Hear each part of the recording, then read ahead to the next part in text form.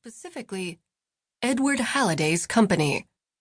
Then his nemesis would have no option but to meet Simon's demands, and perhaps Edward's treacherous wife would regret her decision to throw Simon over in favor of the now rotund entrepreneur.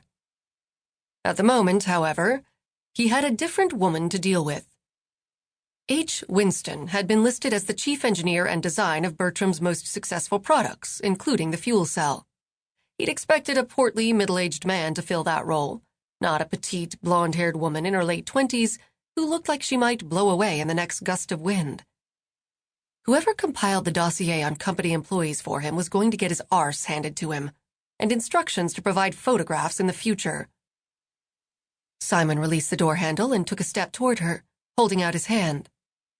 "Ah, Miss Winston, I was looking forward to meeting you." She ignored his outstretched hand and put both of hers on her hips. Her gray cardigan stretched across her chest, revealing luscious, round breasts. He dragged his eyes back to her face. Maybe it was exhaustion, but he found this woman intriguing. "Why?" she demanded in that sultry, sexy voice of hers. He was lost again. Fortunately, he was saved from asking the obvious question. "Why'd you look forward to meeting me? Did you think I'd drop at your feet and thank you for rescuing my company?" "I wasn't aware it was your company. All the documents I've seen list Harold Bertram as the owner and majority shareholder." He leaned against the wall, captivated by the variety of emotions shown on the woman's face. Annoyance won, and from the blaze of anger in her eyes, he was about to find out how a steak felt when it met a George Foreman grill. "Harold is an idiot. My designs are the only reason the company has remained afloat this long. I'm working on a restructuring plan. We don't need some modern-day pirate pillaging and plundering the company of all it's worth, leaving just an empty shell and 30 people looking for work." It was the first time he'd ever been called a pirate, at least to his face. He couldn't dispute the analogy. In effect, it was what he did. He took a failing company, stripped it of its valuable assets, and left the rest to sink to the ocean floor. Of course, there was always collateral damage, and he had a team to deal with that. But he rationalized he was building better, stronger companies that helped the economy more in the long run. You didn't get anywhere in business by being distracted, a lesson he'd learned from his father, a lesson reinforced by Edward's wife, Lisa. And there was more at stake now than a lost term at Oxford. If you wanted to be successful, you had to forget about emotion and deal with realities. At the moment, his reality was the woman opposite him. "I'm sure someone with your skills won't have trouble finding another job." "I don't care about my job. It's the other employees I'm concerned about. Many of them are in their mid to late 50s. They'll have a much harder time finding new employment." She crossed her arms, which further emphasized her breasts. His dick twitched. What the hell?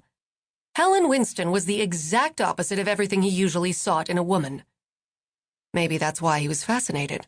The women he dated were like chocolate buttons. Helen was starburst all the way. "Are you the employee spokesperson?" "I'm a concerned human being, something you obviously know nothing about." This was getting personal. The one thing he hated about his work was when it got personal. He much preferred to make decisions based on logic.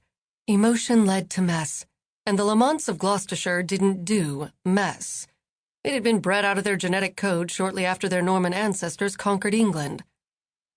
Simon glanced at his watch. Every single one of his numerous employees knew that was his signal the meeting was over. But Helen Winston wasn't one of his employees. "You can look at your watch all you want, Mr. Lamont. I'm not leaving until I've had my say." "Well, unless you want to talk to me as I dress, I suggest you schedule a time with my personal assistant. I have a dinner appointment in 20 minutes, and I am never late." To reinforce his threat, he grabbed his towel as though ready to remove it.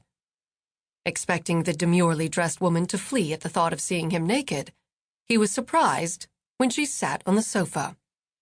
Her eyes flickered down his body once again, then straight back up to his face, and her blush deepened. She took a deep breath, but she didn't move. "I've already talked to your PA.